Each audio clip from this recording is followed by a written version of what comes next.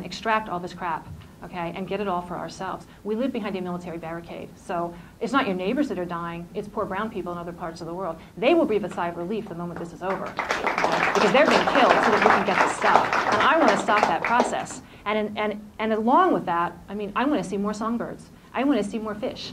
I want to see more turtles. I would love to see a wolf at some point in my life.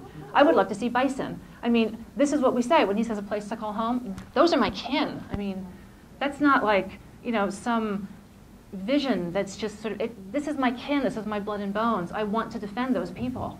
You know, there were 60 million bison on this continent at one point. You have to go to like some bizarre state park now to see them, like, you know, in this little tiny enclosure.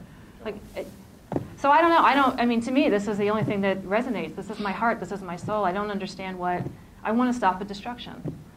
And so that's the motivating ethic for all of this. I think your response could be that the 98% of us who are not going to throw ourselves into the machine for various reasons are the ones that have to build. You had a really good dichotomy a couple of slides ago when you hit that one. Mm-hmm. The 98%ers were on That's the right. left. Yeah, absolutely. With the democratic bottom-up structure on the left. Right. I want to do 30 seconds. Everybody should read Wallerstein's World Systems Analysis. Mm-hmm. And I want to try and link what you're talking about in the local, you said CELDF. Mm-hmm. Well, the teabaggers at the local level actually have the same agenda. So we need to draw a bridge to those local communities when they get pressed by the capitalist world system. We can work with them. They get it on that gut level when it's happening to them. We shouldn't forsake that. Yeah, I agree. Okay, back here. Part of it. Mm-hmm. Yeah.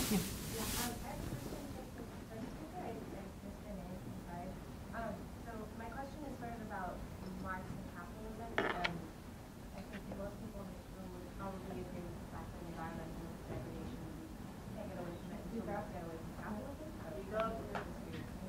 Louder. So discussing the linkage between environmental degradation and capitalism, and you discussed that Marx had sort of the best understanding of capitalism out of everyone. What I'm wondering is, Marx obviously famously argued that every economic system has both its strength and its own demise by virtue of the way it functions. And of course, he focused on the means of production, how that led to sort of the bipolar class stratification, which would eventually become capitalism's demise. And what my question comes down to then is, how do we reconcile that with what we see in modern stages of capitalism in terms of multiple stages of class stratification?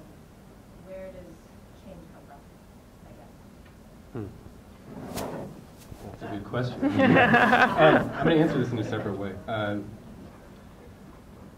For one thing, I think there's a difference between a weak Marxism and a soft Marxism, or kind of strong Marxism, right? Like, how far are we going to take this? And so some of the strongest Marxist theorists right now, such as Zizek or Badiou, right, they subscribe to more of a weak Marxism.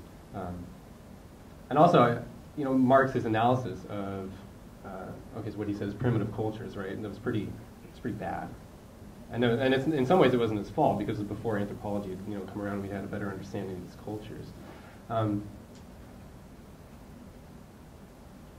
not actually sure how to fully answer the question, but I'm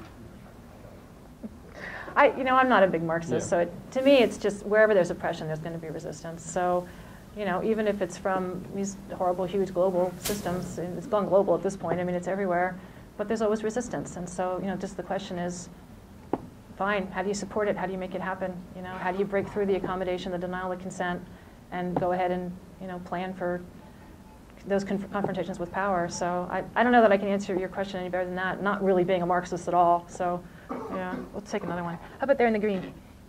So you're back to the first question. I think what a lot of people are worried about is, what does this look like? What does it taste like in the future after you've brought down this infrastructure? You use the Irish as an example. Mm-hmm. They were returning to their Gaelic history and culture. We don't have an alternative culture. We don't have something that we're going back to. Or what are we replacing with this empty, non-infrastructure now?